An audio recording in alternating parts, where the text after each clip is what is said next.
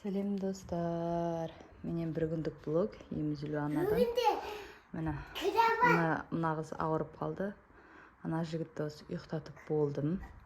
Енді бізге новый диван алдық. Біз ұйықтап қойсаңыздар болады. Санжардайды ұйықтаттым. Мен төсек орынды жинап, таңғы асымызды ішіп алу керек. Көрпе төсекті жинап болдым. Енді таңғы ас ішу керек.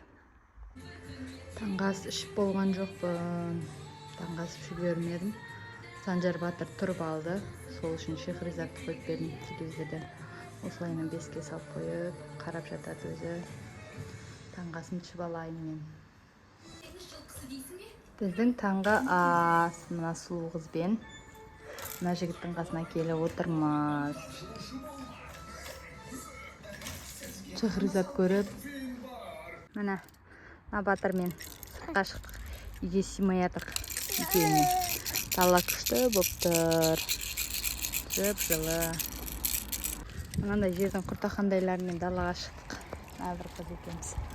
Сыртқа шықпасақ үйге сыймай жатырмыз. Шамал сыртта жүріп қайтпасақ дала деген күшті болып тұр. Коляска жиып алған салып алып жүрміз. Жігітті сырттан сыртқа шығарып, сәл таза ауада жүргізіп, енді бесікке бөлейін деп жатырмын.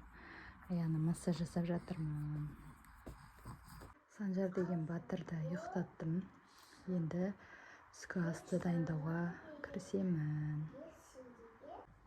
Нағыз менің магнитовый орамалдарымен ойнаған жақсы көреді. Бір-бірімен. Сіздердің де балдарыңыз осындай ма? Қолың бір жеріне үстінің су тисе шешіп тастап, өсіп тыр жалаңаш жүреді. Мына бір қыз. Түскі асқа бізде кішкене блинчик және кешегі борщ көже. Міне түске жақын тағы далаға шығардым. Мына жігіт сабақтан келгеннен бесейіппен ойнап жүр далада, сыртта. Ұйқымыз азайды. Құдай қаласа 5 айлық боламыз. 5 айлық баланың ұйқысы қанша уақыт болу керек? Комментарийге жазып кетіңіздер. Бізде тихий час. Мына жігіт ұйықтамай жатыр. Ана Ханшайым ұйықтап жатыр. Мына жігітке біз Шехризатты қойып беріп отырмын. Тихий час осылай өтіп жатыр бізде.